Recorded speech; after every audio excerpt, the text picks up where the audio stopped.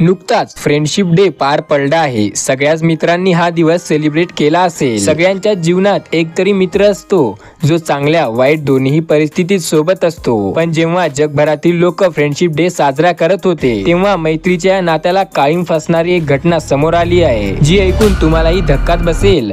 नेमकी काय आहे घटना पाहूयात, पण त्याआधी या चॅनलला जरूर सबस्क्राईब करा। इंडोनेशियातील सुलावेसीच्या मनु रेसंजीच्या भागातील ही घटना घडली आहे। इथे दोन मित्रांसोबत आधी कोंबडी आली की अंडे या विषयावरून वाद झाला। तुम्हाला विश्वास बसणार नाही, पण दोघांमध्ये वाद इतका वाढला की एका मित्राने त्याच्या दुसऱ्या मित्रावर चाकूने 15 वेळ सपासपा वार केला, ज्यामुळे त्याचा जागीच मृत्यू झाला। इंडिपेंडेंट वेबसाईटच्या वृत्तानुसार दोन मित्र सोबत बसून दारू पियाले, मग दोघांमध्ये या गोष्टीवर वाद पेटला की आधी कोंबडी आली की अंडे। वाद चांगलाच पेटला आणि बघता बघता दोघांमध्ये हाणामारी सुरू झाली। हे एवढं झालं की डीआर नावाच्या व्यक्तीने मित्र कादिर मार्क्स याला दारू पिण्यासाठी बोलवलं। जेव्हा दोघेही नशेत टल्ली झाले होते तेव्हा डीआरने कादिरला विचारलं की आधी कोंबडी आली की अंडे। थोडा वेळ दोघांनी यावर चर्चा केली, विचार करतात, पण कुणाला काहीही उत्तर पटत नव्हते। एक म्हणत होता कोंबडी आली तर दुसरं म्हणत होता अंडी आली। अशात वाद वाढला आणि वाद वाढल्याने मार्क्स तिथून जाण्याचा प्रयत्न करतो, पण डीआर रागाच्या भरात त्याला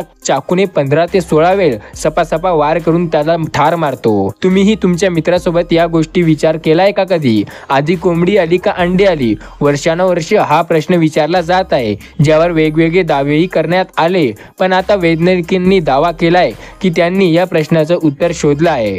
नेमकं काय असेल उत्तर आपण पाहूया एखाद्या पुढच्या व्हिडिओमध्ये।